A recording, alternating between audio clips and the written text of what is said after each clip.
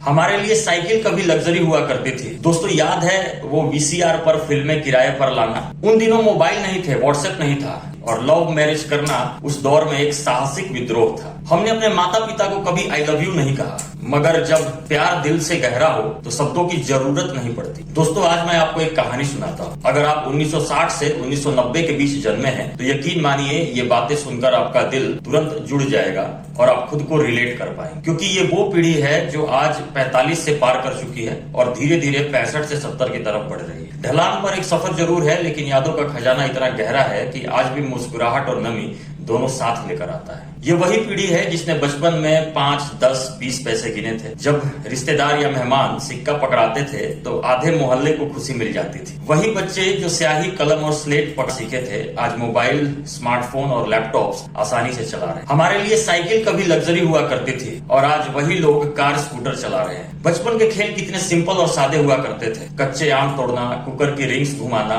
दोस्त की साइकिल के डंडे पर बैठकर पूरा मोहल्ला घुमाना। खेल में गरीबी का प्रश्न ही नहीं था, बस खुशी ही खुशी थी। उस दौर में किसी भी घर की कुंडी खटखटाना अपराध नहीं माना जाता था, बल्कि एक अपनापन था। किसी दोस्त की माँ के हाथ का खाना मेहरबानी नहीं लगती थी, बल्कि अपना ही हिस्सा लगता था। मोहल्ले में शादी हो, जगराता हो या कोई भी कार्यक्रम हो, बच्चे से लेकर बड़े तक सब मिलकर बिना झिझक जुट जाते थे। स्कूल का भी अपना ही मजा था। पास फेल ही चलता रहता था, प्रतिशत की भागदौड़ नहीं थी। ट्यूशन लेना तो मानो जैसे एक ढीठपन कहा जाता था। किताबों पर कवर चढ़ाना उत्सव था और किताब में मोरपंख दबाकर पढ़ाई में तेज हो जाएंगे ऐसा सोचना ये हमारी एक भोली आस्था थी। शिक्षक डांटते थे, मारते थे, मगर उनका दर्द मन में रंज नहीं बनता था। और आज भी सड़क पर दिख जाए तो उनके सामने हमारा सिर अपने आप झुक जाता है और हमारे हाथ उनके चरणों तक पहुंच जाते हैं। दोस्तों याद है वो वीसीआर पर फिल्में किराए पर लाना, कई दोस्तों के पैसे जोड़कर पूरी रात 4 से 5 फिल्में देखना। उन दिनों मोबाइल नहीं थे, व्हाट्सएप नहीं था। इसी इंतजार में मजा था कि कब मिलेंगे, कब दिखेंगे।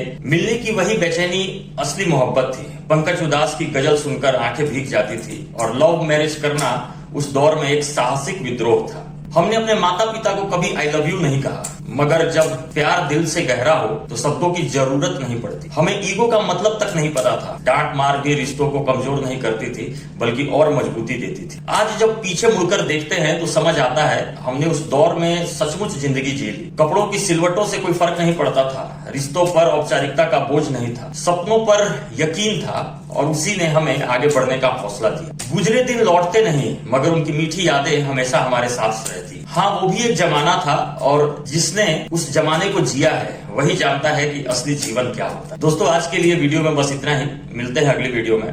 जय हिंद, जय श्री।